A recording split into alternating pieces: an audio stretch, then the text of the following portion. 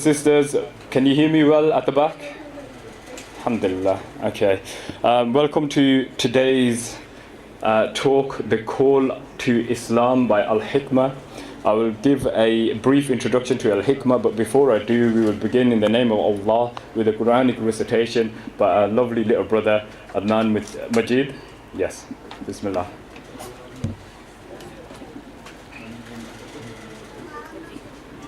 Just bring it down closer. Yeah, is that okay? أعوذ بالله من الشيطان الرجيم. بسم الله الرحمن الرحيم.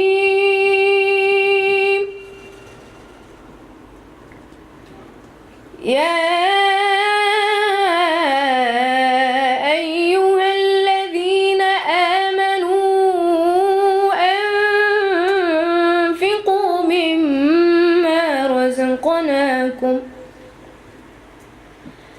أنفقوا مما رزقناكم من قبل أن يأتي يوم لا بيع فيه ولا خلة ولا شفاعة والكافرون هم الظالمون. الله لا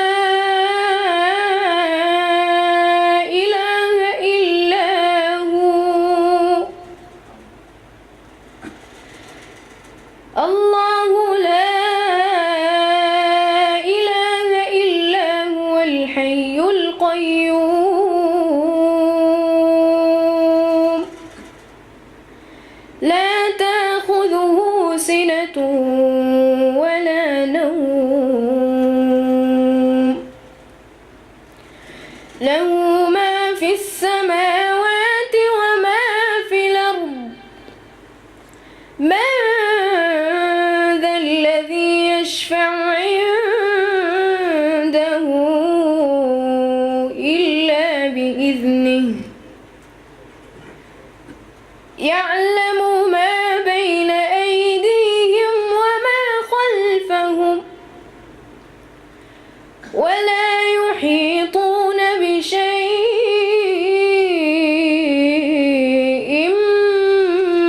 من علمه إلا بما شاء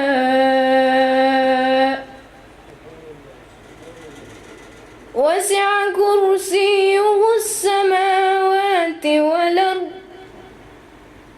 ولا يؤوذه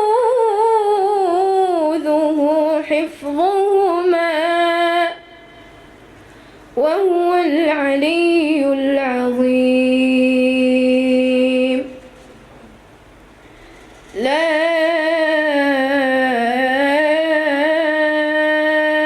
إكراه في الدين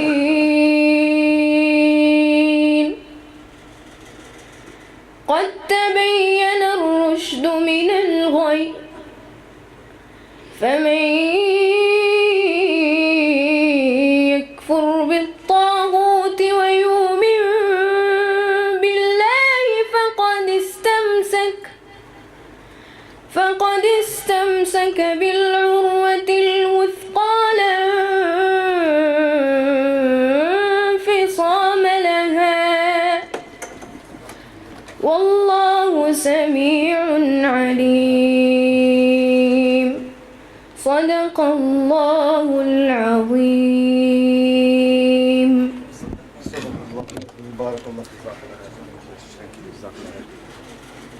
Jazakallah khair. Thank you so much for that. Alhamdulillah. May Allah reward you with a long and prosperous life. Ameen. MashaAllah. This is our future here. Alhamdulillah. Okay, so before we begin with the talks, we just want to give a brief introduction to Al-Hikma. I don't know if many people here have heard of Al-Hikma or know of Al-Hikma. Can I get a show of hands? I know it's towards the end of the working day and I know many people are tired. Has anyone heard of Al-Hikma here? MashaAllah.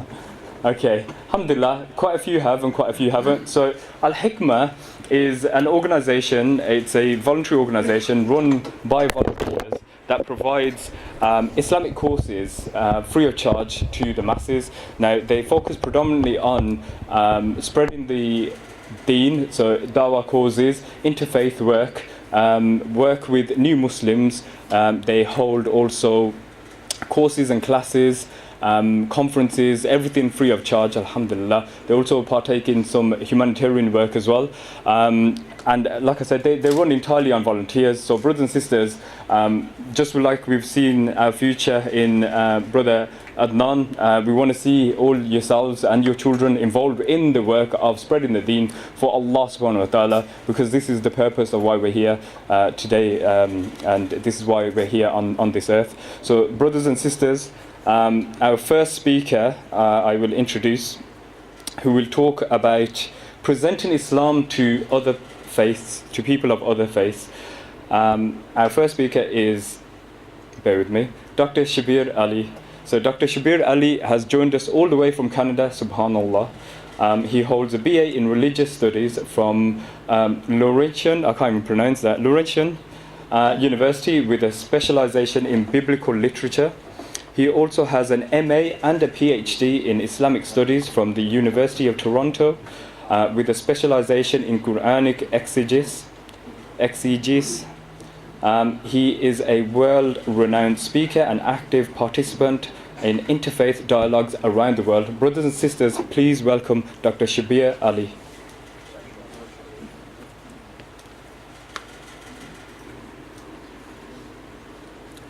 How much time will I have? Half an hour? I'll double check. I'll give you. Okay. Maghrib is 8:45. Yeah. Okay. And Dr. Badawi is speaking. About 9, about 5 to 9. But I'll give you like a 5 to. And Dr. Badawi is going to speak after me and before me. I think so. Yes, I have to leave time for him because his talk is going to be like. Assalamu alaikum wa rahmatullahi wa barakatuh. Alhamdulillah wa salatu wa salam ala rasulillah. I was just trying to get a time check before I start, because after me, Dr. Badawi is going to speak, and I know we're all waiting to hear him. I'm waiting to hear him, and we have to give him enough time to speak before the Maghrib prayer sets in. So let me get straight to the point. We, as Muslims, well, alhamdulillah, are blessed with the revelation from Allah Azza wa Jal. And this revelation tells us to present the message of Islam to other people with hikmah. That's the title of this organization, Al-Hikma, with wisdom. The 16th chapter of the Quran and the 125th ayat, Allah subhanahu wa ta'ala tells us, "Ud'u ila sabilika bil hikmati wal mau'izatil hasana." Invite to the way of your Lord with hikmah, with wisdom, and with beautiful exhortation, with preaching. We then need to present the message of Islam with wisdom to other people. When we talk to people of other faiths, it is part of wisdom that we should know how to make the message relevant to them.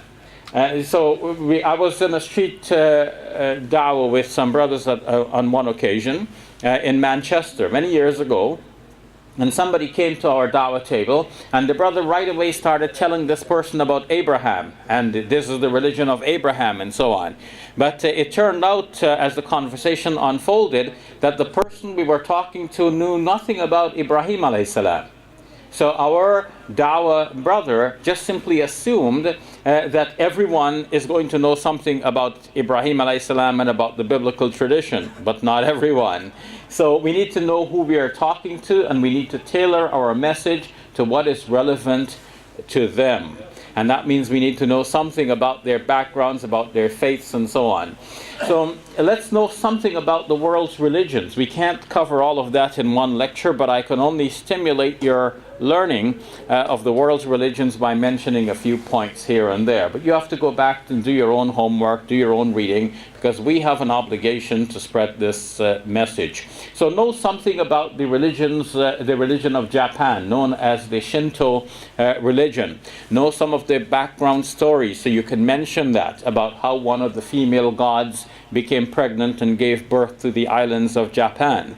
So you use that as a conversation starting point to call them towards Tawheed, towards the belief in the one unseen creator of the heavens and the earth. Call them from the myths that they have towards the reasonable belief in the all-powerful, supreme creator of the heavens and the earth. Know something about the Chinese religions. Chinese are not a small population. How is it that Muslims for so many hundreds of years have not developed a cohesive program of presenting the message of Islam to the Chinese population of the world? Know something about the Chinese religions of Taoism. Know their idea that is somewhat similar to our idea that Allah subhanahu wa ta'ala is in control of all things. But they say that there is a great Tao, the way, and one needs to align oneself with that way. And as part of that thinking, they have a story that shows that you should accept things as they are and as they happen, because at the end of the day, who knows what is good and what is bad. So they tell a story about a man who had a son, and he wanted his son to work on the farm. He didn't want his son to be conscripted into the army. So when his son went out and, or rather, I need a different starting point. One of his horses got lost, so his neighbors came to commiserate with him because he lost his horse. But he said, who knows what is good and what is bad? Eventually the horse came back, and in the meantime the horse had befriended some wild horses, and they came as well. Now the neighbors came back to congratulate him on his windfall gain of all of these horses. Now his son rode one of the horses, and he fell and broke his leg.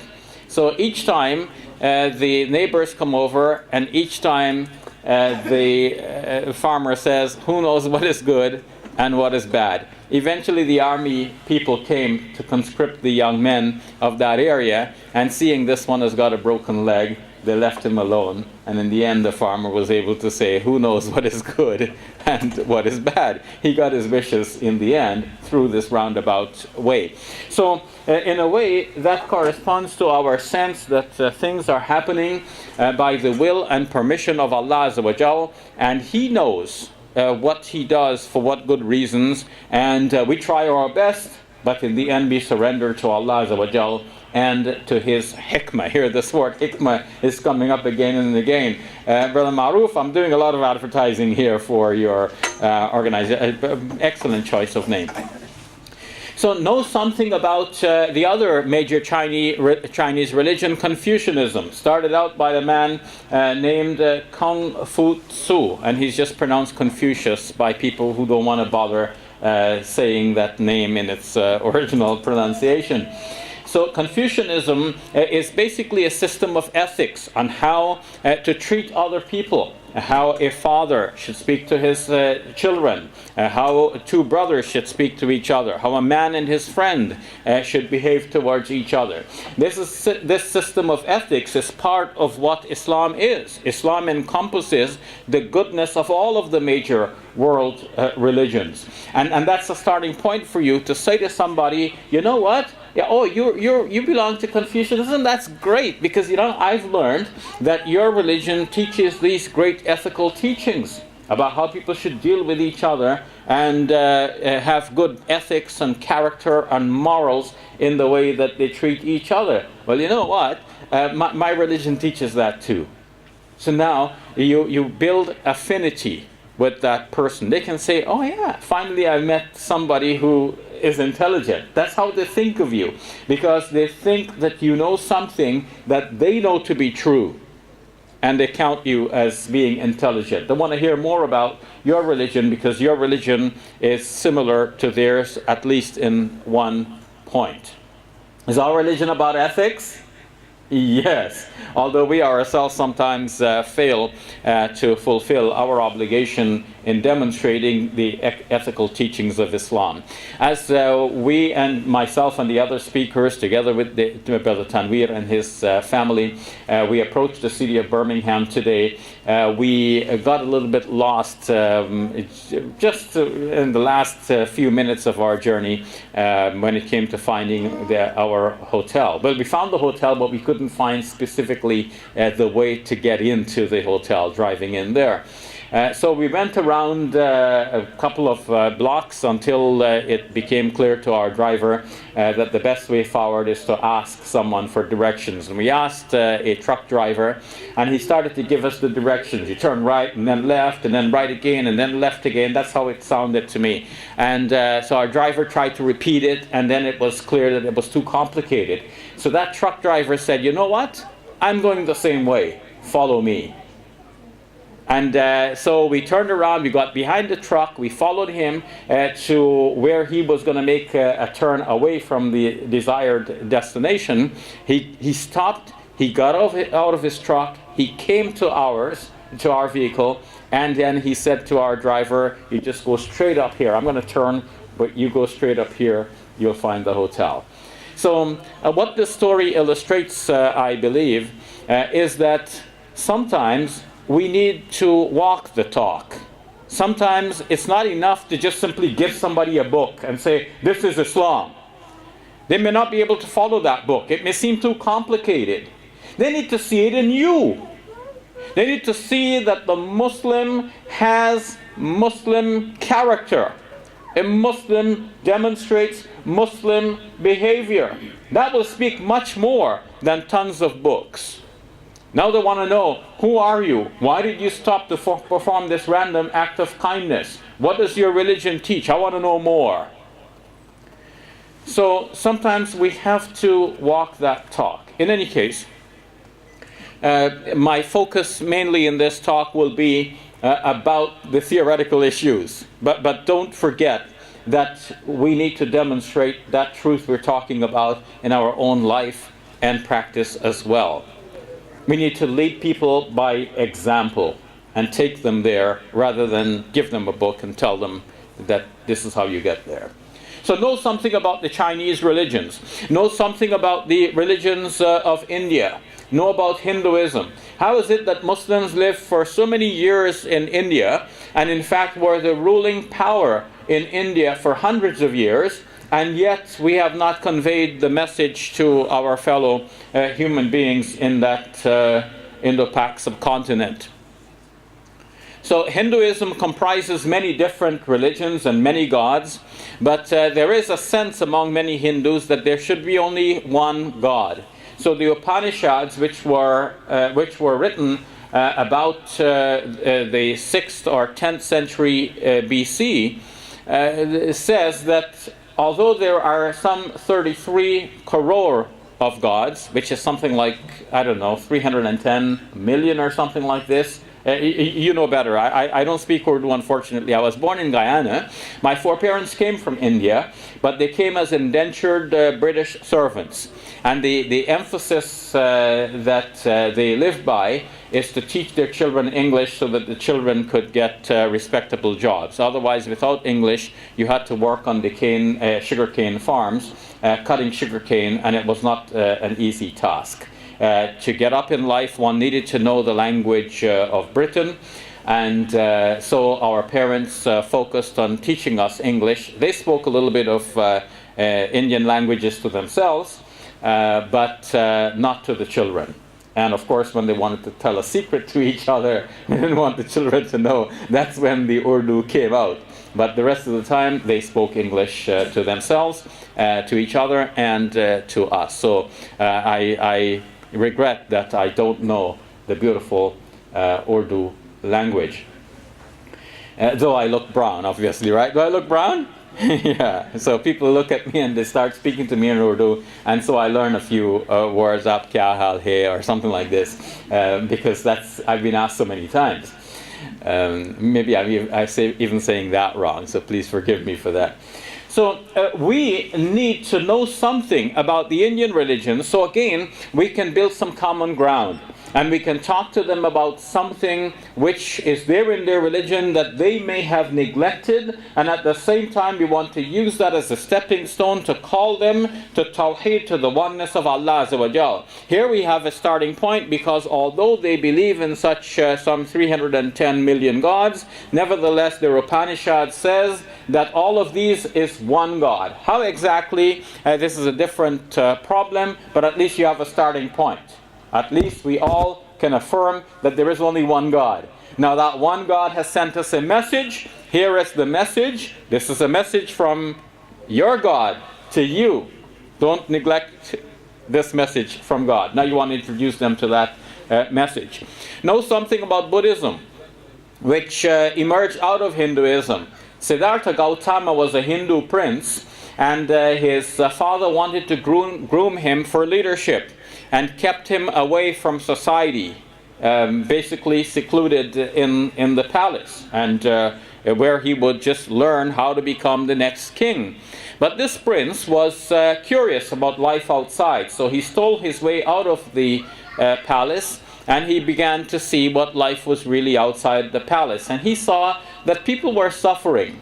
And he meditated until he came up with what is referred to in what will now be known as Buddhism, as the Four Noble Truths. It's referred to as Buddhism, not after the name of the founder, Siddhartha Gautama, because the word Buddha means the enlightened one. So it's understood that he meditated until he reached a state of enlightenment. He's the enlightened one, and Buddhism is that religion about this enlightenment. So it is thought that there's suffering everywhere, and one can get rid of suffering by getting rid of desire. So that's the ultimate hope of Buddhism, to somewhat, in a way, annihilate oneself, and at least to annihilate the desire in one, and achieve a state of nirvana, which is similar to the Hindu idea of moksha, but it's just called by a different word. So know something about the Four Noble Truths, about there being suffering, about suffering being the cause by desire, and the possibility of eliminating desire by eliminating suffering by eliminating desire, and you eliminate the suffering and desire by following the Eightfold Path. So in the Eightfold Path we find almost everything that in that Eightfold Path are Islamic principles: right thought, right action, right speech, right living, like the livelihood, and so on. So know something about these religions so that we have a starting point for conversation. Many of the people we meet may have a Judeo-Christian background, so know something about the religions of the Near East. Know something about the Old Testament part of the Christian Bible, which is basically the Bible of the Jews. Know something about Judaism and its 10 commandments, which is said to have been given to Musa alayhi salam. Does the Quran speak about Musa alayhi salam? Which prophet does the Quran mention more times than any other? Musa alayhi salam. So know something so you can speak to our Jewish friends and talk to them about our Prophet Muhammad sallallahu alayhi wasallam. So when we praise their prophet, they're going to awaken to this and say, yeah, that's interesting. I never thought about that before. Tell me more. You mean really? Your Quran mentions Moses more than any other prophet? That's tremendous. I want to know more. Know something about the Christian faith. Know something about the Christian New Testament, how it is composed. What are the books that comprise the New Testament? What are the key doctrines? Know something about Isa alayhi salam beyond what is mentioned in the Quran. But of course, know what is in the Quran as well. And oftentimes we Muslims have not bothered to even study what the Quran says about Isa alayhi salam, so that we can have a starting point for dialogue with our Jewish and Christian friends. The Quran actually tells us to have dialogue with these people of the book in particular. People of the book, Ahl al-Kitab. They're called by this title. What do you think? Is this a respectful title or a demeaning title? A respectful title. So the Quran is referring to them in a respectful way. Even though Islam is going to present a message for them, and the people who embrace this message are going to have all of the honors in the sight of Allah Azza wa Jal. And yet, Allah subhanahu wa ta'ala is referring to the people of the scripture as people of the scripture, meaning that they have a revelation from God, and they are not like the people who have no knowledge about divine revelation and God's will and wishes for humanity. So we then should know something about what the Quran says about them and how the Quran instructs us to give dialogue to them. So tell me something about how does the Quran instruct Muslims to have dialogue with people of the book? Tell me anything. There's no right or wrong answer. There could be many things that the Quran says about this. How does the Quran instruct us when it comes to having dialogue with people of the book? What is the Quran? Common terms. So in the 3rd chapter of the Quran, the 64th ayah, Allah subhanahu wa ta'ala tells us, قُلْ يَا أَهْلَ الْكِتَابِ, say, O people of the book, تَعَالَوْا إِلَى كَلِمَةٍ سَوَاءٍ بَيْنَنَا وَبَيْنَكُمْ أَلَّا نَعْبُدَ إِلَّا اللَّهِ. Come to common terms between us and you, that we worship none but Allah. وَلَا نُشْرِكَ بِهِ شَيْئًا, and that we do not assign anyone as partner along with Allah. We do not ascribe it to Allah any partners. وَلَا يَتَّخِذَ بَعْضُنَا بَعْضًا أَرْبَابًا مِنْ دُونِ اللَّهِ. I'm so happy that my son here is able to correct and to inform me and to teach us. My young brother, please come forward and recite for us this beautiful ayah. Come on. I love your recitation. Which riwayah are you reciting according to? MashaAllah. How many of you can recite according to Warsh? Not me. I shouldn't be raising my hand. I just yeah. But here we have the new generation who will know this religion better than the present generation, and will take this religion forward and preach it to the nations. We should be proud of a young man like this and cultivate other young men and women who can similarly represent this faith. Now I have to lower this for you or lift you up. Yeah?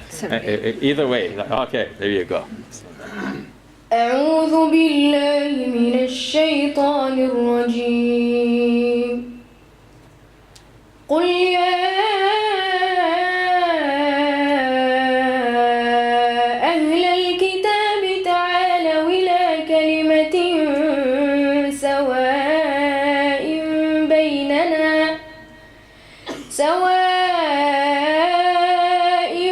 بيننا وبينكم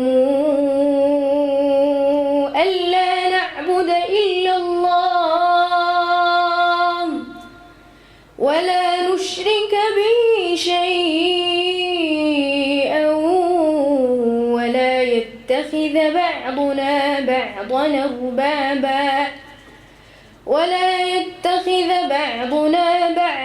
أربابا من دون الله فإن تولوا فقولوا اشهدوا بأننا مسلمون.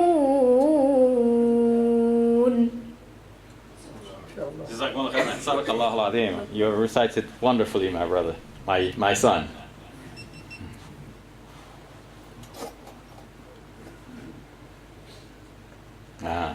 Now I need some help to get this firm in here.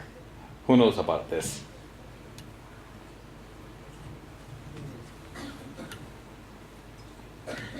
There, looks good now. I think so. All right, so that was a beautiful recitation, and the ayah from Allah subhanahu wa ta'ala speaks better than I can speak, so I prefer to hear it from the book of Allah Azza wa Jal. So what is this ayah telling us? To call them to common terms.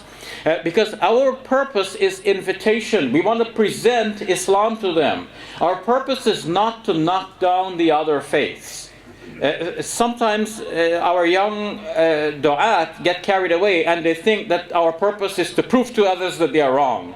But if you prove to others that they are wrong, that does not mean that they will conclude that you are right. maybe they will conclude that maybe all religions are wrong. I was brought up on the belief that this religion is so right, and now somebody's proven to me that it's wrong. Maybe the other religion is wrong too. Maybe all religions are wrong. So you do not accomplish your objective by simply proving to them that their religion is wrong, or their book is corrupted, or there are errors and contradictions and so on. There is a place for that discussion where it becomes necessary. But you have to build interest in what you are saying and show them that what you have is right. So they have a candle light flickering, and they like their light because it's helping them to get by in the darkness. You have to show them that you have a shining beacon. You have the sun compared with their candle.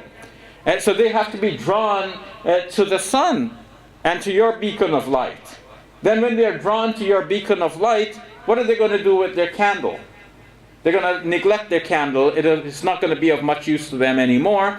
Or they might use it in some minimal way, but the main light for them will now be the one you introduce them to. So be sure that your purpose is to introduce Islam to them, and not just simply to knock down their faiths. Because trying to knock down their faith is not going to do the job of bringing them to Islam. Remember that objective. Sometimes we go for winning the argument, and in trying to win the argument, you lose the person. So keep the objective in mind. My objective is not to win the argument. Sometimes it's necessary to do that, true. But my objective is to win the person. So sometimes we have to acknowledge the one little truth in what the person said among the other false statements the person is making. So you can say to the person, let's say he said 10 things. Only one of them is correct. You can say, you were right when you said that thing. You just pick up on the one thing that he said correct. Usually we go the other way. A person says 10 things, one of which is wrong, the other 9 is correct. We ignore the 9, we say, you see that thing you said? That was wrong. So then we pick up on the wrong thing, and that person is thinking, what kind of person am I dealing with here? So, there's somebody who's just bent on criticizing and not listening to all of the truth I've been talking about. So show them that you respect the truth that they spoke about. Find the one truth. And take this as a lesson not only in giving dawah to others, but in dealing with your family. Usually we just pick up on the one thing that somebody has said wrong or done wrong. But pick up on the one thing that they have said right or done right. Praise your children for the one thing that they have done right. I was very happy with you, my son, when you took out the trash the other day. That's so very nice. And that's it. You've given a praise, and your praise is linked to something concrete. Not just simply, you're a good boy. Okay, what did I do? Well, okay, I'm a good boy, but why does my dad think I'm a good boy? But tell them the specific thing that you were happy about, and then hopefully next time they want to do that same specific thing, and they want to try other things to get the similar compliment as well. So I have until 8:15. So what I'll do is I'll stop my talk and get your questions, because we're going to look at more questions later on again, inshallah, if we have time. But I don't want to speak to you about things that you already know. And I feel that much of what I'm saying you already know.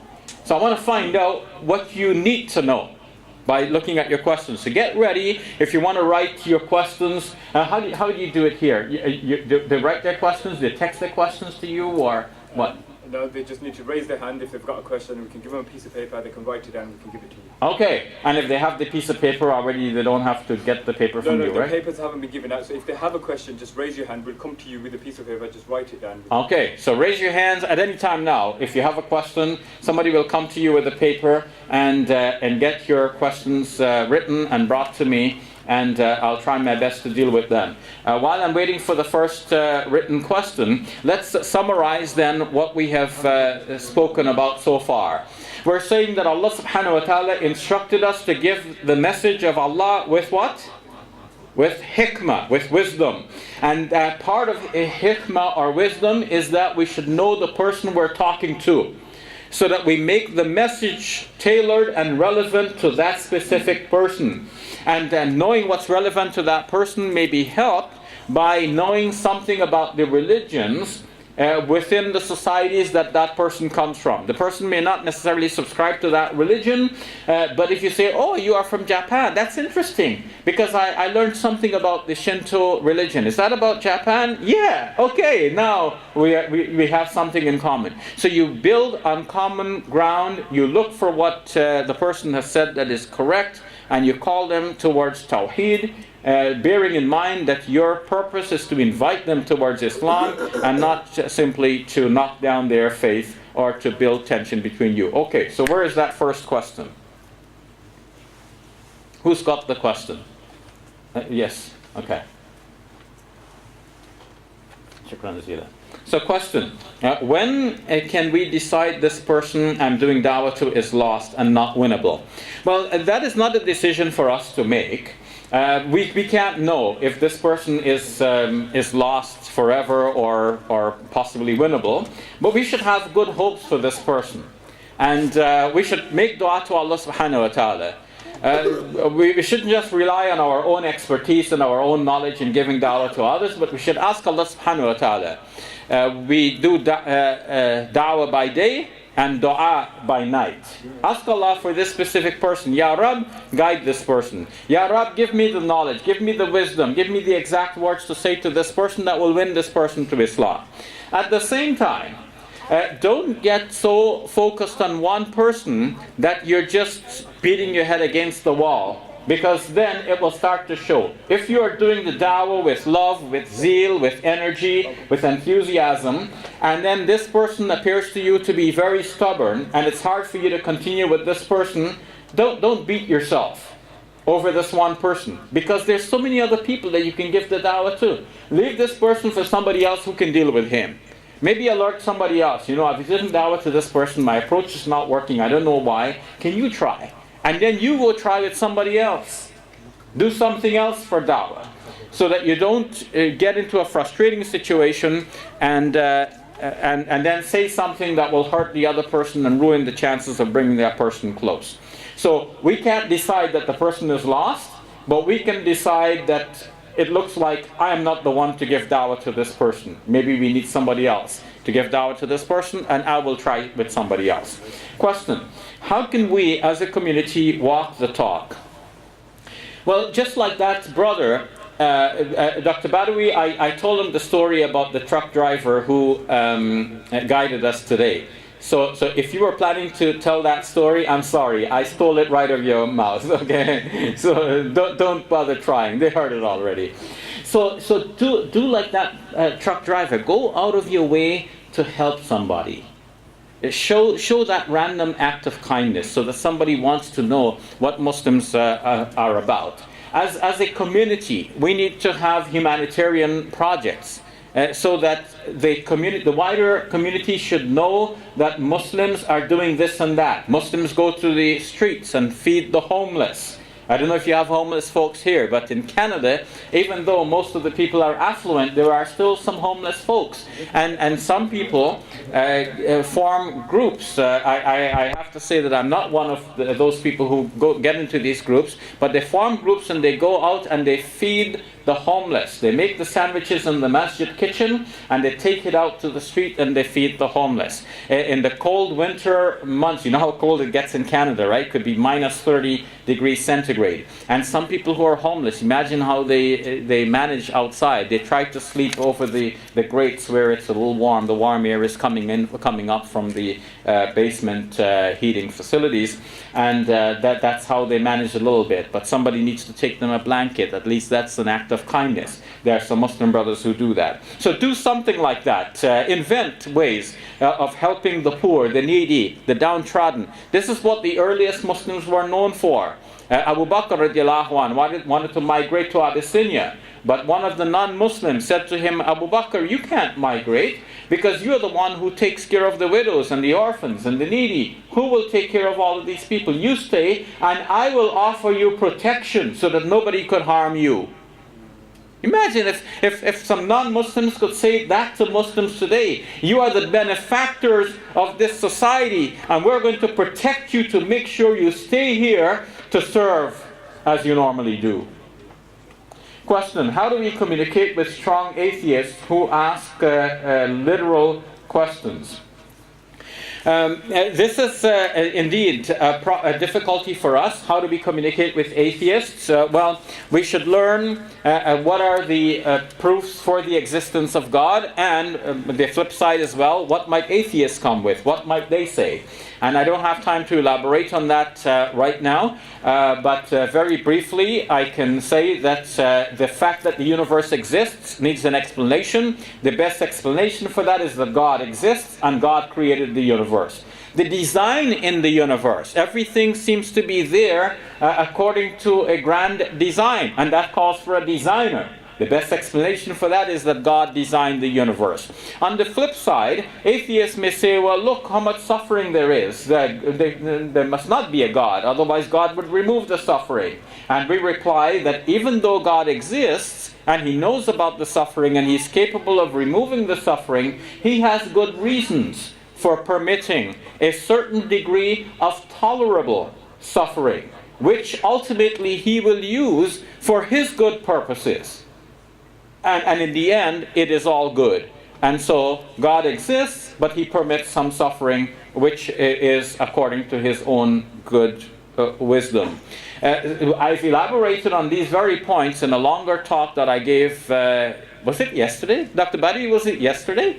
Yesterday I was talking about atheism in London. It was recorded, and it is here with Dr. Tanweer in one of his recordings. It will be posted eventually on. It was broadcast live on Facebook, as I believe this present talk is being broadcast, and somehow it gets stored. Don't ask me about the technology. Ask some of the younger people here in the audience.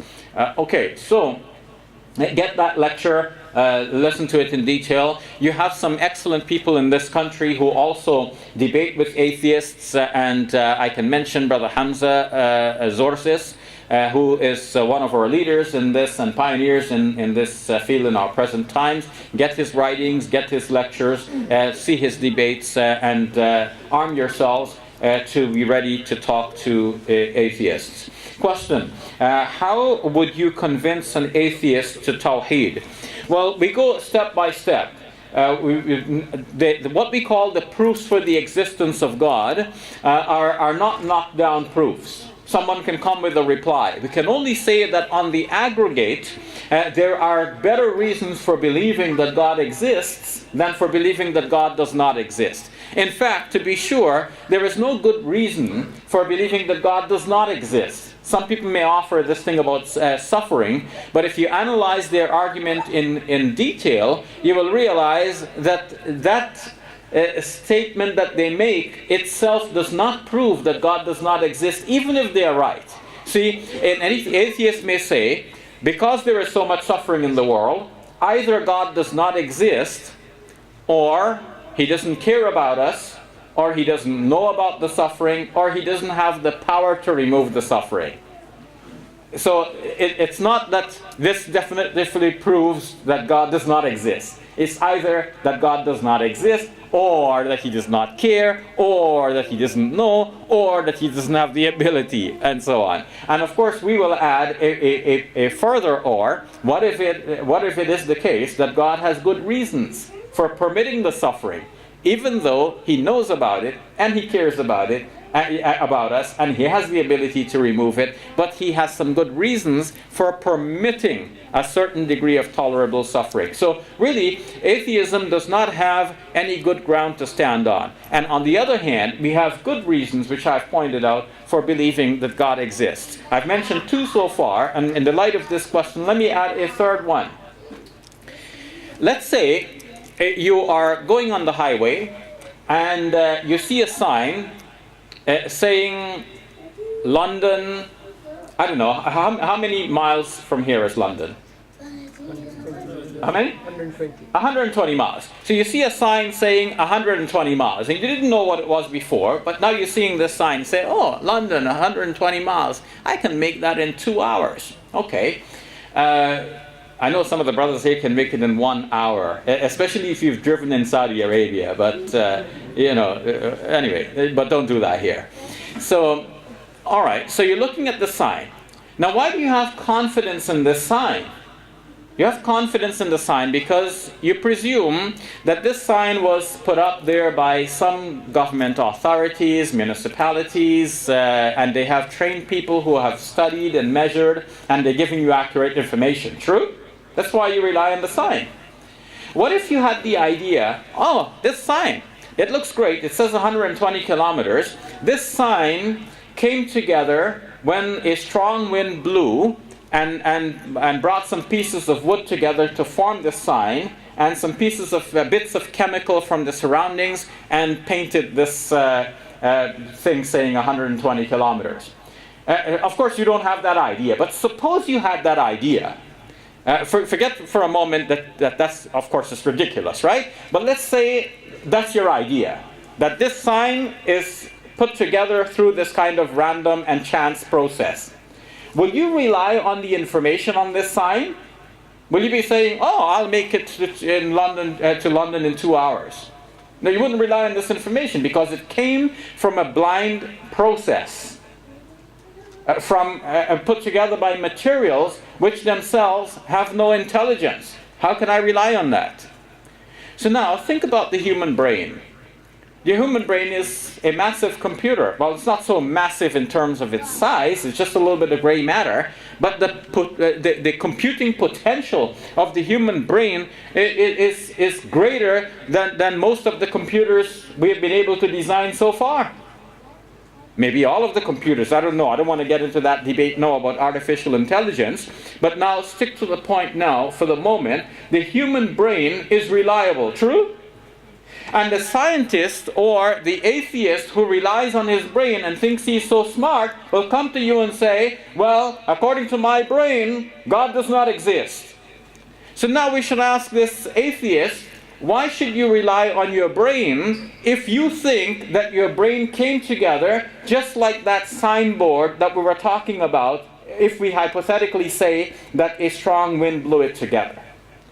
If what brought your brain together is a blind process that put together elements from the environment that themselves have no intelligence, how could a blind process gathering on intelligent bits put together a supercomputer that will give us reliable information?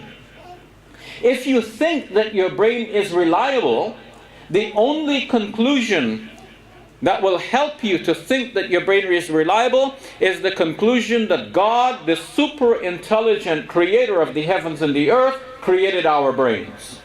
Forget about the process and how He created it, but the fact that He created it and He imbued it with knowledge gives us the confidence that our brains are dependable. Everybody agrees that the brain is dependable. The believer believes and the atheist believes that the brain is dependable.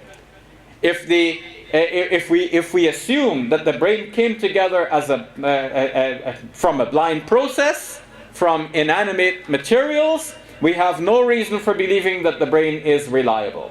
When the atheist believes that the brain is reliable, the atheist is really relying on this brain having come from a superintelligence, and that is God. So we can go on, but you see there is much that we need to learn and that we need to present to others. Question: most people are not religious now. Should we know about politics, science, economy, etc.? Yes. And in fact, I have to confess to you that even as a khatib and as a speaker to my fellow Muslims, I feel that I need to know something about politics, I need to know about science, I need to know about the economy, I need to know about news. I don't play much sport myself. I love ping pong, though I don't get much opportunity to play it, as I was confessing to Imam Siraj Wahaj on our way here today. And he told me he plays basketball. When you see his size, you'll know why. But I need to know something about sports so that I can talk to the youth. There has to be a bridge, a connecting point. So when I give a khutbah and I mention that there is this certain news item which has gripped the world, or there is this certain viral video that everybody is talking about, then the people who are listening to my khutbah might say, yes, this is an intelligent imam. It's not that I'm intelligent, but they judge the intelligence in that way. Okay, whatever little intelligence I have to say this is from Allah Azza wa Jalla. I cannot deny that, right? We cannot deny the blessings of Allah Azza wa Jalla, so don't get me the wrong way. But at the same time, the point is that we need to connect with the people and yes, learn about what is interesting for them. If religion is not the thing that's interesting to them, don't start with religion. Start with something else. It is mentioned that our Prophet ﷺ, whenever he spoke to people, spoke to them about what they were interested in. So that he would even ask a little boy about his bird, his pet. So talk to people about what they're interested in. A question, what are some of the proofs that the Quran is from Allah? There are many. And if you ask Dr. Badawi, he will go, rapid fire, telling you them one after another. I have tried to listen to his recordings of television broadcasts that he did some decades ago, and really decades ago. And we have to pray to Allah subhanahu wa ta'ala to preserve him for us so he can continue serving our religion and this ummah. But I've tried to summarize the points. There are many. The fact that the Prophet ﷺ was not trained to read or write. How can you say that this marvelous prose is from a man who did not know how to read or write? This seems to come to him as a revelation from the Almighty God. Second, the Quran speaks to the Prophet ﷺ, commands him, telling him what to do. That seems to come from an outside mind into his mind. We're talking here about the mind of God. Third, the Prophet ﷺ suffered much persecution as he was delivering this message. And at first it didn't seem like this was going anywhere. Why did he continue? Because he himself was sincere. He wasn't making it up. He was just simply delivering the message as it came to him, knowing that this message came to him from the Almighty God. Four, the Quran speaks about past events, detailing things that were not known to the Prophet ﷺ and to his contemporaries. And independent investigations show that these Quranic statements about the past are correct. 5, the Quran speaks about the future, telling us about things before they happen. And who knows the future but God? And the future turns out exactly as already detailed in the Quran. 6, the Quran speaks about things which scientists did not know at the time of the Quranic revelation. Only subsequent developments in science confirmed some of the things. We don't say confirm for us, because for us this was always true. And science is changing, but would now confirm for people who had a scientific background and were doubting the Quran that actually the Quran is true, because the statements that they can now find to be true through their developments in science were already stated in the Quran a long time ago. And how many points are there so far? 6? 7, for a nice round number, 7, well, odd number 7, but an interesting number from the Quranic point of view, is that the Quran is structured in such a way that there are things lining up in the Quran mathematically. Now, when we know about how the Quran came to be compiled after the death of our Prophet ﷺ into the written copies that we have now, with the work of Zayd bin Thabit going around to everyone who had a written piece, confirming against those who had memorized the Quran, like our young son here who recited so beautifully today, it seems to Orientalists that this was like an ad hoc process. And they're wondering, did he get all the pieces? And were they put together in some kind of logical order? And they say, we don't know why it is put together like this. It looks all disjointed and so on. So in a lecture in London on Saturday, I showed that there is a thematic structure in the Quran. So that the beginning and the end of the Quran meet each other. So it forms a massive ring. It starts here, it goes around, and it comes back to where it began. So you can see that the Quran began with Alhamdulillahi Rabbil Alameen, and it ends with Qul A'udhu Birabbin Nas. So it's Rabbul Alameen there, and it's Rabbun Nas here. At the beginning and at the end, he's still Rabb. And basically the same idea, but expressed in different words. So it started here, it went around, it came back to the original. One massive ring. So this is known as ring composition. Now it doesn't end here, because that massive ring is made up of many smaller rings. So there are rings within rings in the Quran. structured along in this particular way. And in fact, it is now known that ring structure is somehow fitting with the psychology of human beings. There is a website showing that J.K. Rowling, I don't know how to pronounce her name, except she must be rolling in the proceeds from the sales of her books. But she patterned the Harry Potter series on ring composition. And now academics are writing about this, and now it's discovered that the Quran has this ring structure. I have to end right here, but my main point about this is not only that the Quran has this thematic structure, but also a mathematical structure along with the thematic structure. And I don't have time to detail that now, but I feel this is one of the strongest proofs that we can offer to show that the Quran is the Word of God, because no human being was ever conscious that the Quran is going to have this mathematical structure underlying it. We're only discovering that now in our age of computers, when we can feed the Quranic data into our computers and we can easily count things, how many letters are used, how many words are used, and so on, and see how the numbers relate to each other. So I end my talk right there, and those are all the questions I can answer so far. I'll save these for later, because if time permits, we'll have a panel later on in which we will deal with more questions, and inshallah, hopefully we'll get around to them at that time. Thank you all for your patient listening, your active participation. I'll be glad to interact with you as we break for the prayer and so on, and later on in the panel. Assalamu alaikum wa rahmatullahi wa barakatuh. Jazakallah khair, Dr. Shabir Ali, for that informative talk. Alhamdulillah, I've learnt a lot, and sometimes we do encounter situations where we do have to interact with people from other faiths, and for me, I find it difficult. I asked one of those questions. I find it difficult to interact with atheists because of their staunch beliefs. It's somewhat different when you speak to a God-fearing person than to someone that doesn't believe in God at all, has no respect for that notion. So, subhanAllah, Jazakallah khair, Dr. Shabir Ali. I just want to say that Al-Hikma here, I know there's a few other people that have come, and I know I've already said this, but I'll just repeat myself again. Al-Hikma is a dawah organization that holds courses and lectures for the people of Birmingham and the UK by introducing scholars from all across the world, providing these events free of charge. They survive off your donations, they survive off your volunteering and your time and effort. So please, brothers and sisters, get involved in this wonderful cause, and inshallah, let's help spread the deen in the positive way and in the way that it should, inshallah. The way that we're going to structure this now is that we are going to have our next speaker, and that's Dr. Jamal Badawi, and then we're going to break for Maghrib. After Maghrib, we will have Imam Siraj Wahaj, inshallah. Dr. Jamal Badawi is going to talk about towards an inclusive approach to dawah. He is an Egyptian-born Muslim Canadian, well-known author, activist, preacher and speaker on Islam. Dr. Badawi completed his undergraduate studies in Cairo, Egypt, and his master's and PhD degrees at Indiana University in Bloomington, in Indiana, US. Dr. Badawi also actively participates in lectures, seminars, and interfaith dialogues in North America, and is an expert in Christian-Muslim dialogues.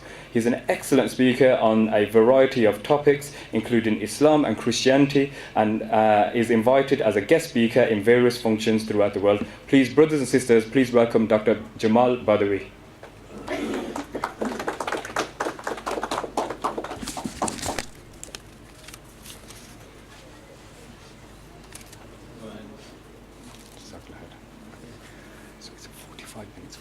إن شاء الله maybe less.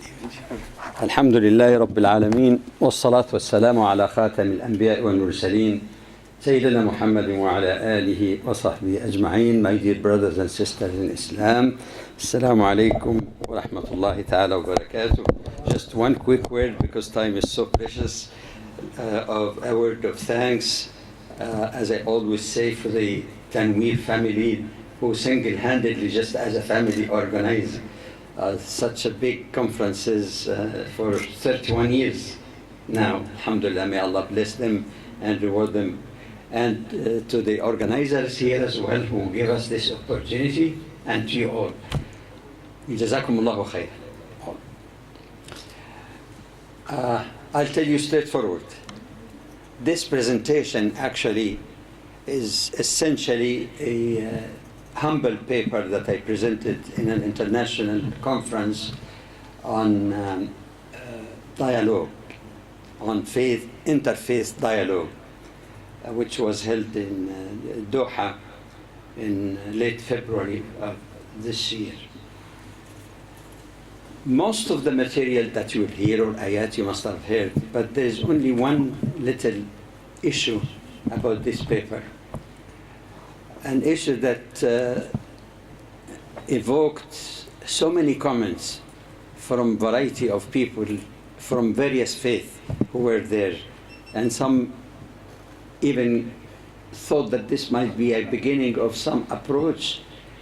The title is to da'wah, to dialogue, a new approach to dialogue. It might represent my humble journey in some way as one of the soldiers of da'wah. You see, and this happened to many of us here, especially this year, like Dr. Hussein here. At one point, Muslims going to the West to study or live would be very concerned. It happened with me in the 60s, early 60s, going to as a graduate student. My major concern, there is no Jum'ah on campus. So first, how can we continue to practice our faith in a strange or different kind of environment? And then receiving so many questions from my friends in school and other places that shows they have a very strange ideas about Islam, even before all the waves of Islamophobia. Even then, at that time, they were respectful, but their questions reflected sheer ignorance. I talk to someone and I say, we believe in Jesus. You believe in Jesus? I said, not only this, there is no single negative word about him in the Quran. What? Oh, you tell him, all right, he's mentioned in more than 11 surahs and more than 90 ayahs. So the notion of at least necessity to communicate. So with my poor English, which is still poor, of course, with age now, I tried my best, whatever we can. We formed a Muslim, one of the earliest MSAs. It was called the Islamic Circle of Indiana University. So in that initial period, the circle of communication or dialogue went beyond talking to other Muslims or having Jum'ah or studies and so on, to link also with Christians. And that was a logical thing because, as Dr. Shapir indicated, we share a lot in terms of belief in Allah, revelation, prophets, moral teaching also. Lots of things to, people should not just focus on differences. And they were quite eager. So that I enjoyed tremendously. But then, of course, you know the situation with respect to what happened to the Palestinian people and so on. In that earlier period, there was no involvement of dialogue or trialogue even that included the three religions.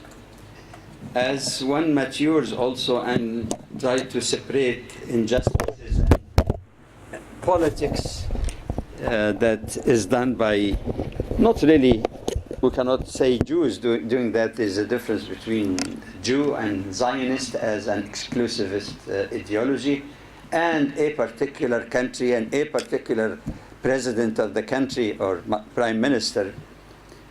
I said also, there are connections also. So leaving that politics aside, even though the majority of involvement was with Christian, but the circle expanded also to include Jews. And there have been some decent ones. And some of these, by the way, have been attacked very severely by Zionists on campus.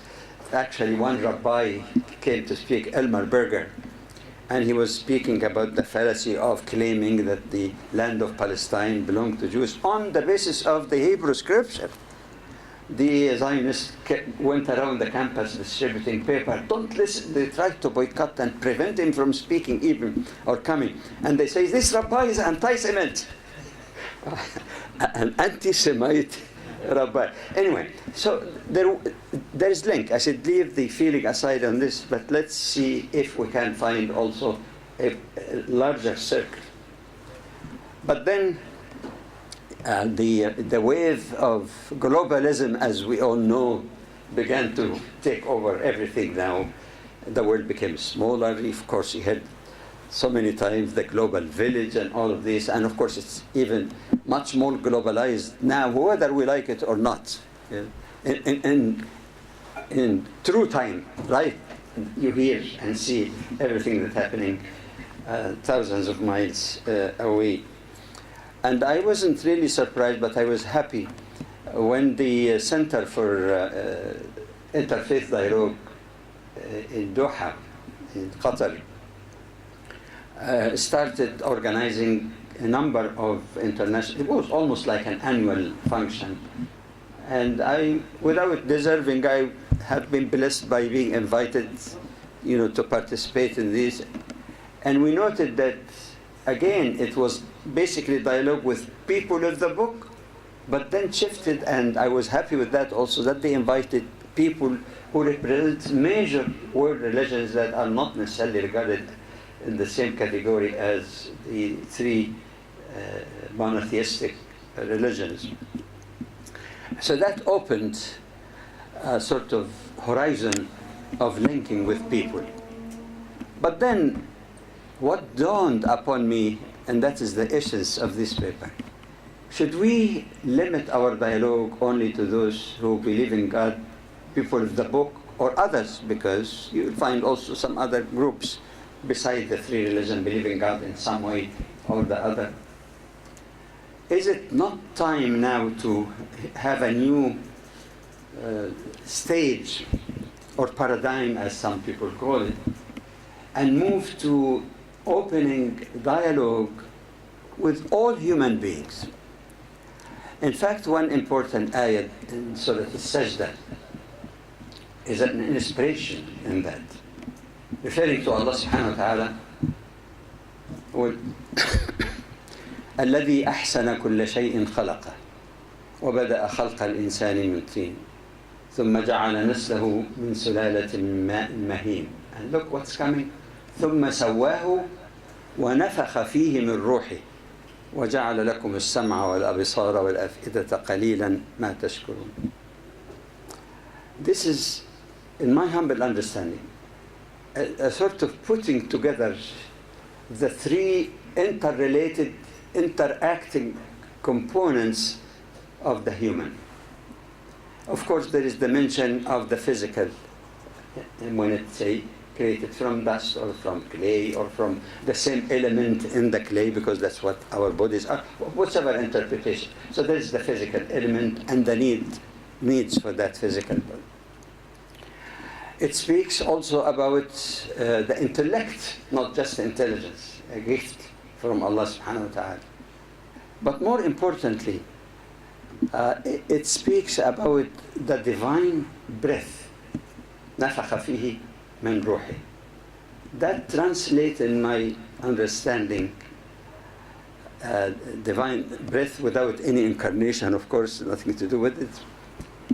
The basic fitrah that we find mentioned in the Quran. فطرة الله التي فطر الناس عليها. This pure, innate nature of the human. The real worth for the human is that element. Sometimes it is nourished, sometimes it is neglected, sometimes it's reversed, but otherwise it is there in the heart of every human being. I said, why should we shy away from dialoguing with everyone, not only religions? Because some people say, look, there may be some groups among Buddhists who do not believe in God. So what? So what? Philosophy, even people are searching for the ideal way of life that makes them happy. And if somebody say, I don't have a religion, which by the way, I don't believe in it. I'll tell you how. But suppose somebody say, I don't have any religion. So what? You're a human being after all. And I object even that anyone can be called having no religion. The idolatrous Arabs in the time of the Prophet ﷺ were referred to as people who have a religion. And the reason I'm emphasizing that sometimes I hear some scholars saying there is a difference between people of the book when the Quran says no compulsion or no coercion in religion, but that doesn't apply to the idolatrous Arabs because they have no deen. No deen. I said in Surah Al-Kafirun 109 قل يا أيها الكافرون, what does it end by? By saying لكم دينكم ولي دين. So I think we shouldn't really insist or try to confine ourselves with the traditional definition of religion. Even in the Arabic language, linguistically, they say الدين ما يدين به الإنسان. Deen, or way of life or thinking, is what a person confesses to believe in. An atheist has a deen. That deen, that there is no God. This is confession of what he believes. There are deens. It is not deen al-haqq, that's different. But deen applies even to idolatrous errors. So even opening it to people. Now, if we were to navigate our ways in a world full of hatred and violence, and everybody is crying out, where is the way out of this? People making diagnosis of what are the reasons or main reasons for that. Violence between nations, violence within one nation, violence of so-called Muslims versus other Muslims. It's a turmoil of terrifying proportion. Now, nobody has the magic stick, abracadabra. All problems of the world is resolved. We all know that it's very difficult. And changing attitude is very difficult. And that's why Allah subhanahu wa ta'ala chose the best of the best for prophethood. You can change many things in this world, but to change nafs, attitude of people, is the hardest one, especially in terms of reconnecting them with Allah subhanahu wa ta'ala. So that's the first premise then, that no shy from linking with anyone else. In fact, I would say based on that common fitrah which the Quran speaks about, which embraces all humans, that fitrah means that there is some good in every human being. There is, of course, alhamaha fujuraha wa taqwa. There is the knowledge and inspiration that Allah gave to the person of what is right and what's wrong. So that's one premise to start with. But now how do we dialogue with a whole different, irreconcilable, as some people think, people from a variety of backgrounds? What is in common? If you tell them, let's take in common belief in God, well, you're closing the door already on a huge segment of humanity. Even in the so-called Christian world, I think you know better than I do that stats show that a huge percentage are in fact agnostic or atheist. You get only just some religious on the fringe. Even those who might be going to places of worship, there are some, they might call them the Christmas Christians or others. Not really. There are, of course, parallel in Islam, by the way, but the proportion perhaps might be a little different. If you talk about other things, like you can talk about freedom and so on, but freedom in itself, whatever area of freedom and liberty you're talking about, still must have some anchor.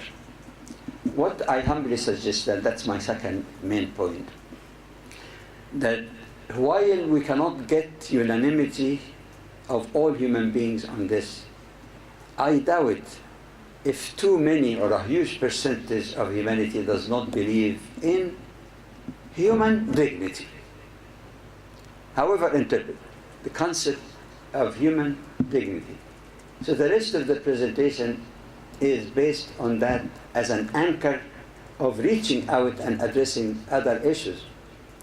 And when we address those issues, we need to combine between the general, the common, all-inclusive, and the particular.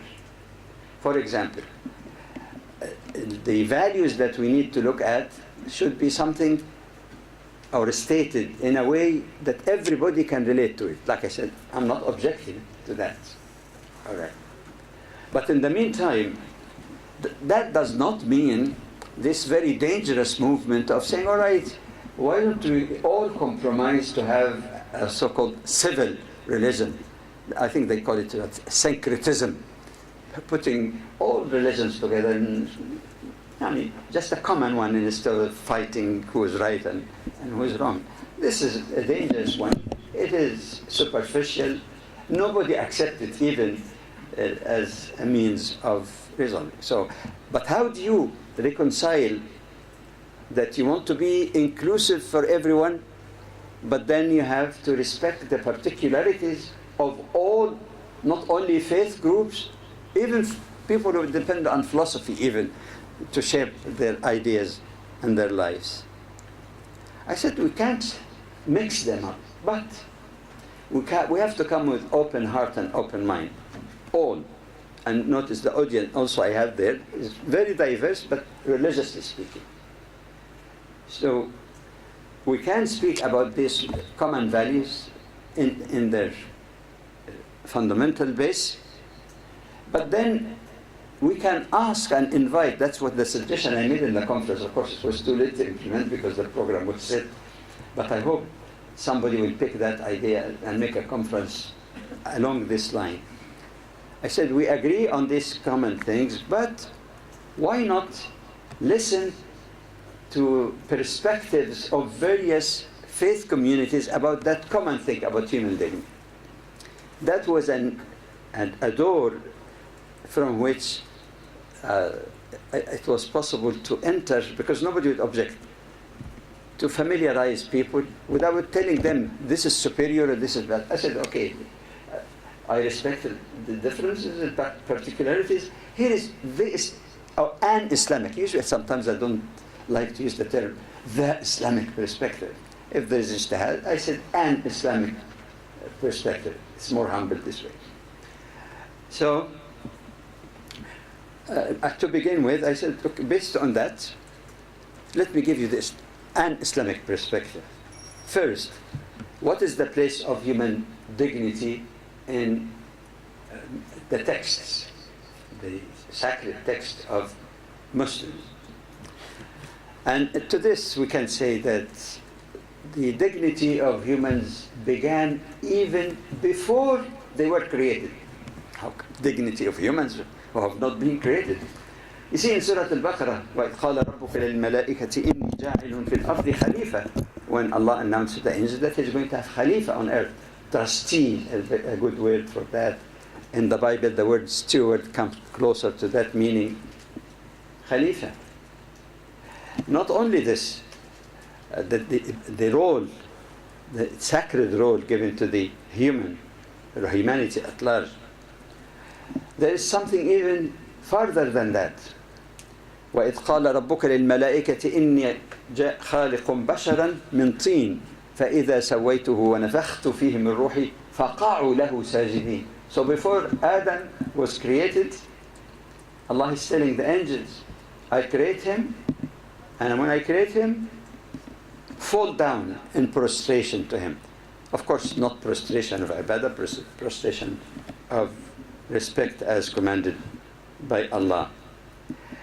Secondly, even before the human was created, Allah was preparing the earth and everything that he or she needs on this earth.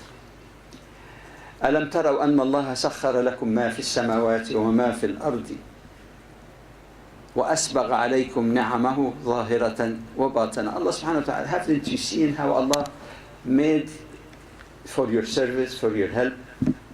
Everything, he didn't say only on earth, the samawat. In heavens, there is benefit for us. Of course, you know, the cycle, the phases of the moon is connected with the tidal waves. So we're not just living on this earth, it's part of the whole scheme of creation. And Allah is telling us not only everything on earth, but in heavens even, it's for your benefit. What an honor. When Allah subhanahu wa ta'ala speaks about the human also, لَقَدْ خَلَقْنَا الْإِنسَانَ فِي أَحْسَنِ تَقْوِيمٍ, the best of shape, the symmetry, the eyes, the ears. But you know something, there's something amazing here. أَلَمْ نَجْعَلْ لَهُ عَيْنَيْنِ وَلِسَانًا وَشَفَتَيْنِ وَهَدَيْنَاهُ النَّجْدَيْنِ. Allah gave us 2 eyes, 2 lips, okay? But when it came to the tongue, there's only one. And we have lots of problems with that one. Imagine if there were 2. Anyway. But of course, that's creation in the best shape. That is distinct from other living beings. Okay. On the basis of that, very well established, very well documented, of course the most commonly quoted ayah is the 70th ayah in Surah Al-Isra, 17. وَلَقَدْ كَرَّمْنَا بَنِي آدَمَ. Allah says, we indeed honored or ennobled who? The children of Adam. I keep repeating that in several places because I think it's an important thing to notice in the nature of the language of the Quran or address. When the Quran address Muslims or believers in Islam, having accepted Islam already, like their duty to pray, fast and so on, it says, يَا أَيُّهَا الَّذِينَ آمَنُوا. When the Quran speaks about universal concept that apply to Muslim, non-Muslim, every human being, the address is either Ya ayyuhan nas, O humankind, or like in this ayah, Ya bani Adam, O children of Adam. So nobody has, monopoly on that. The address is all.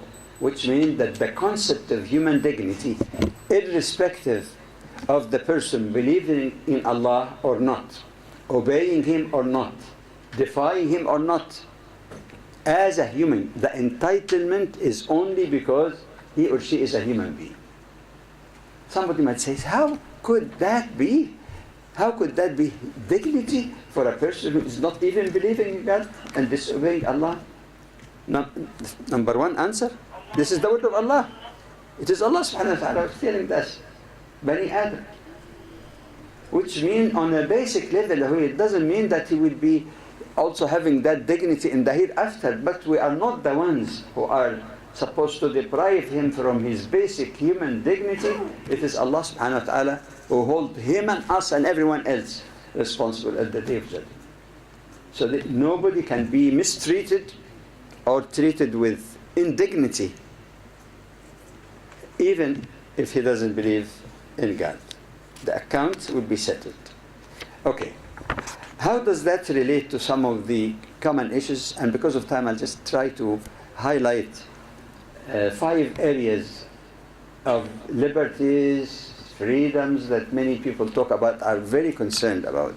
The first one, how does that relate to freedom of belief and worship? Assured 100%. It's not only the famous ayah in the second surah, La ikraha fi din. Ikrah is not compulsion, actually, a coercion even, less than compulsion. No coercion in the matter of faith. It's against the logic of Islam to say, you get someone, you say you believe or I'll kill you, or if you leave I'll kill you. This is a different topic. That's very controversial. Anyway, so the entitlement to believe. The Quran gives the human being the right to reject faith. Surah Al-Kahf. Okay? وَقُلِ الْحَقُّ مِنْ رَبِّكُمْ فَمَنْ شَاءَ فَلْيُؤْمِنْ وَمَنْ شَاءَ فَلْيَكْفُرْ. Which means any arbitrary or oppressive measure to get person or entice them or bribe them to believe is wrong. They have the right. Addressing the Prophet ﷺ how to deal with people who turn away from his truth, and sometimes they knew this is truth. Subhanallah. Look at this ayah. وَقَالُوا إِن نَتَّبِعِ الْهُدَى مَعَكَ نُتَخَطَّفْ مِنْ أَرْضِنَا. And they say, if we follow, inshallah, if we follow the guidance with you. So they acknowledge that he brings them guidance, but they give worldly reasons and fears that people will be up against us. So it is so clear in the Quran. فَإِنْ أَعْرَضْ, if they turn away, we have not sent you as a guardian. مَا أَرْسَلْنَاكَ عَلَيْهِمْ حَفِيظًا إِنْ عَلَيْكَ إِلَّا الْبَلَاغِ. Your duty is only to communicate. Okay, as we're racing with time, inshallah, I go quickly in one thing and on the other four quickly. Human dignity and freedom of expression. From an Islamic perspective, the problem that faced Muslims and faced the Prophet ﷺ was that he was deprived from the freedom of expression. Not to say that Islam is inherently against. They try to prevent him even from communicating the message by fear, by intimidation, by false rumors. But if you look at it from the basic foundation of Islam that's in the Quran, you find that speaking up is a gift from Allah subhanahu wa ta'ala. Ar-Rahman, allama al-Quran, khalaqa al-insana, allamahu al-bayan, the complex way of speech and communication of thoughts. So there is no problem with that. However, there is no freedom or liberty that is absolute anywhere, even in the so-called liberal democratic societies. Number one, there are legal limitations. You don't slander people and say, my right. No, it's not your right. Legally, you could pay for that. All right. You're shouting in a big theater, you probably heard that, fire, and there's no fire, and people scramble and get people killed and stepped on, and you say, that was my right of speech. There are some countries, democratic countries, we in Canada, for example, we have perhaps one of the best anti-hatred and anti-violence incitement laws. I'm not saying it's not there in other countries, but we have one that has been shaped and really been implemented very strongly. So you want to keep the order in society also. You don't just, but even if something is not in the law, there are also professional obligations. Even in liberal countries, so-called, lawyers, professionals, engineers, they have some code of conduct that should be observed. And even if it's not here or there, why should you say that in the name of freedom of expression, I insult the sacred symbols or personnel of other communities and still keep the peace in society? It is a way also of inciting hatred as well. Thirdly, people wondering again, is there any chance that people live with peaceful and just coexistence? Everybody can tell you that in theory. It's a motherhood statement. But how do you authenticate it? There's nothing more beautiful and more direct and eloquent than what we find in Surah Al-Mujadila, the Surah number 60 and the 8th ayah. لا ينهاكم الله عن الذين لم يقاتلوكم في الدين ولم يخرجوكم من دياركم أن تبروهم وتقسطوا إليهم إن الله يحب المقسطين. Allah does not forbid you, Muslim, from dealing kindly and justly with, didn't say Jews or Christians, with anyone who does not fight you because of your religion or drive you from your home. So it is there.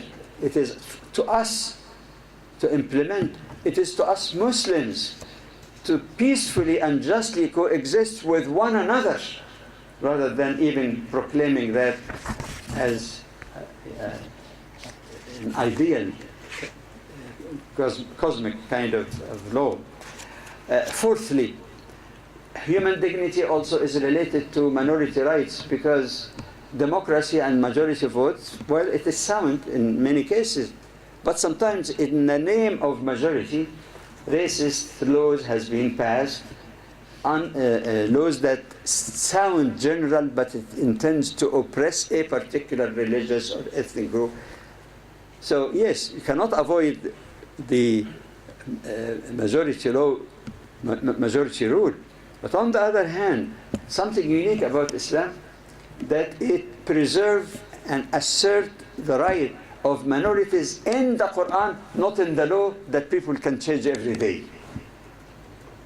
In the Quran we find there is the right of Christians, for example, or all religious faith actually, in Surah Al-Hajj. I think it's Surah Al-Hajj is 22 and the ayah I believe is 39. وَلَوْلَا دَفْعُ اللَّهِ النَّاسَ بَعْضَهُمْ بِبَعْضٍ لَهُدِّمَتْ صَوَامِعُ وَبِيَعٌ وَصَلَوَاتٌ وَمَسَاجِدُ يُذْكَرُ فِيهَا اسْمُ اللَّهِ كَثِيرًا. It speaks basically about the obligation to protect all places of worship, whether Christian, monasteries, churches, synagogues, you name it, has been guaranteed in the Quran. There is something that Muslims should be proud of. You seldom find in history, 14 centuries now, the history of Islam, and Christian minorities, for example, or Jewish minorities, no matter how small, they have every right in the matter that pertain to religion like marriage, divorce, custody, and so on.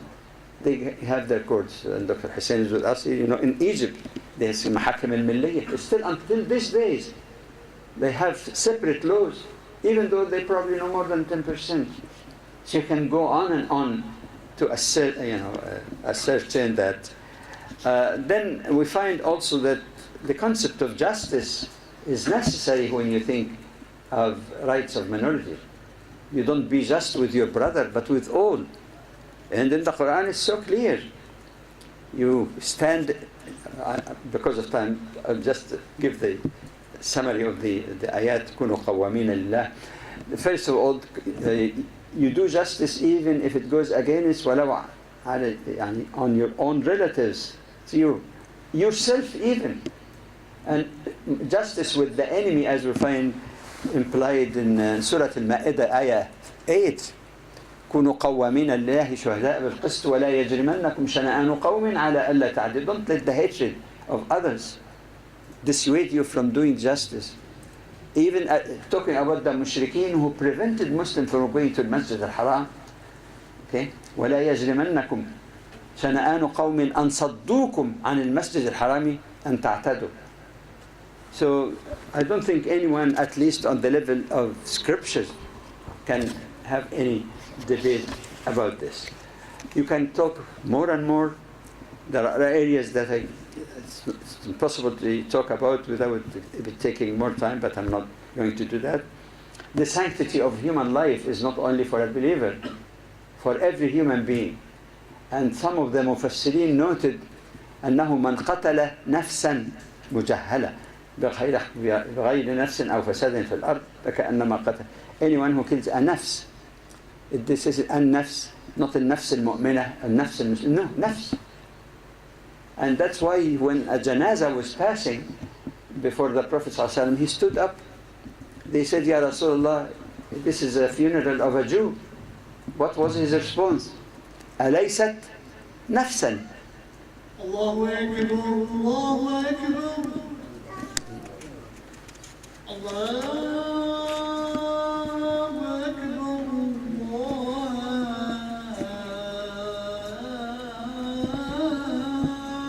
الله أكبر أشهد أن لا إله إلا الله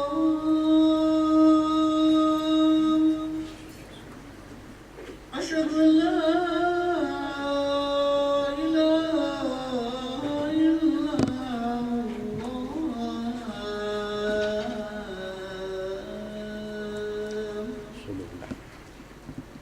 أشهد أن محمدا رسول الله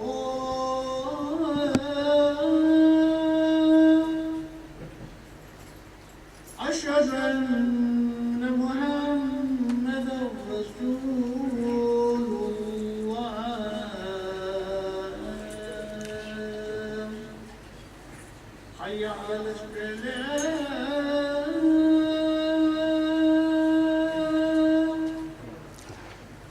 حي على السلام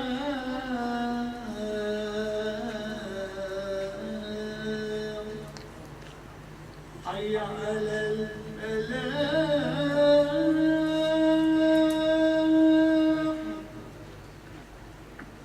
حي على الفلاح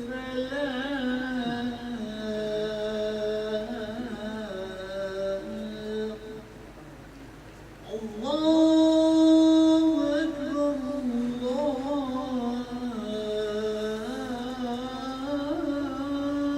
الله أكبر لا إله إلا الله